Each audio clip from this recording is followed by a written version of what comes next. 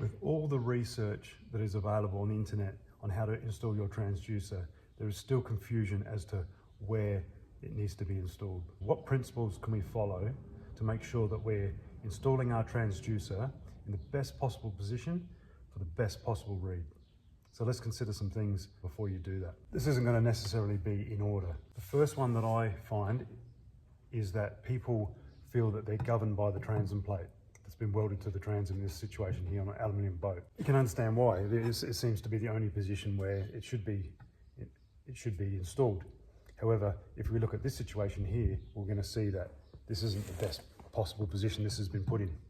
As to why, I don't know. Let's consider the strakes of the boat. So these are strakes.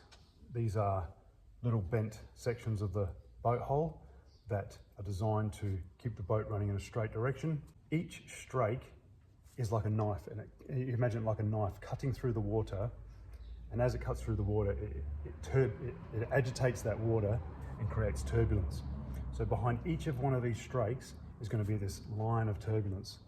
There's going to be turbulence coming through everywhere, but it's going to be excessive behind one of these strakes. Have a look at this transom plate. It is positioned directly above the strake.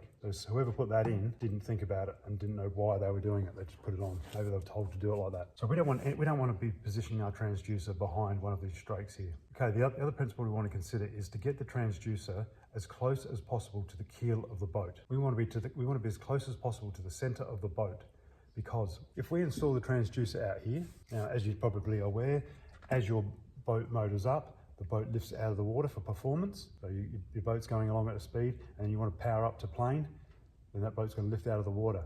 Well, what's going to come out of the water here? This edge of the boat is going to come out of the water first. The keel is going to stay in the water.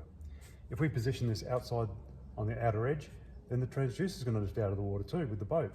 And all the turbulated water, agitated water, there's a thin layer obviously that the boat's creating, your transducer is trying to read through that. So we don't want to be putting the transducer out here. We want the transducer right where it's always going to be in the cleanest possible water. Hence why your prop sits down here. This sits below the boat in the nice clean water.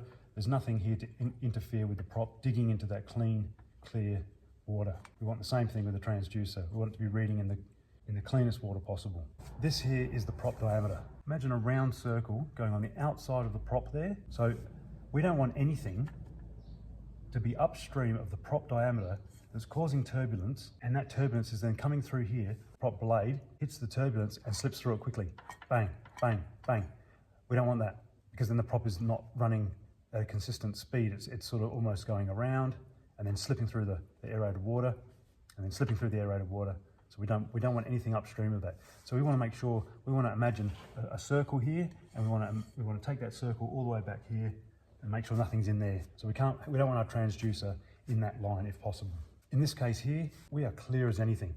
This prop here is sitting right under the boat. We could possibly get away with the transducer sitting right up here. But what we do want to consider with putting our prop so close to the center here is the turn of the full lock of the motor.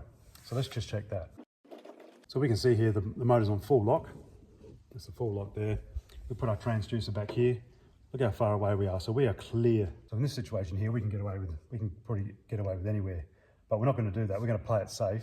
Instead of going right under here, we're going to go just out one more here. Okay, so because of them strakes, we want to go in between the strakes, because the strakes are causing the most amount of turbulence. In between here is not as bad. So we want that to be a little bit cleaner water. So we want to make sure we're installing our transducer in between the strakes if possible. Now what about which side to put it on? There's a lot of literature and a lot of people have said it needs to go on the starboard side. But the question you've got to ask is why? Why does it have to go on this side? Well, one of the reasons why is prop noise. So prop noise is the noise or the interference that comes off of the prop smashing into the water and creating turbulence. But the question is then, how can that noise go forward towards the boat when the boat is going forward? If we take this prop here, for example, this prop here is 600 millimeters away from the boat itself. How is the noise or the turbulence, aerated water, going to affect the transducer that's forward of it? We can imagine the noise coming out sideways, and we can imagine the noise going out away from the boat. But we can't imagine the noise going that direction towards the boat when the boat's going forward. It doesn't make sense. And besides, there's many people who have success with installing their transducer on the port side with no effect whatsoever. So be very cautious when you hear that kind of information. That factor has got to be substantiated.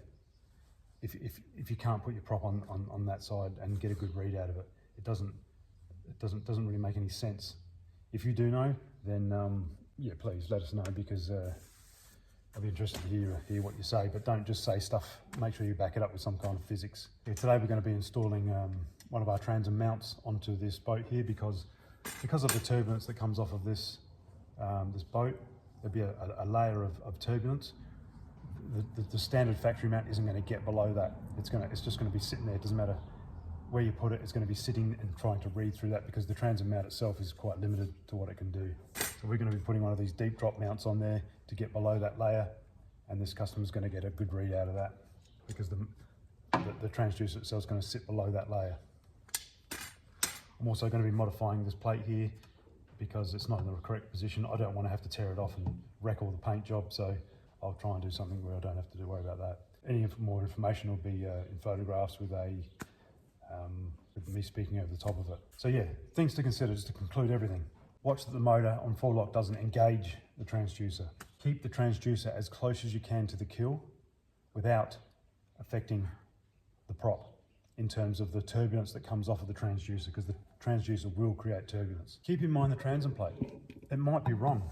They might have installed this, they might have put the plate on there wrongly.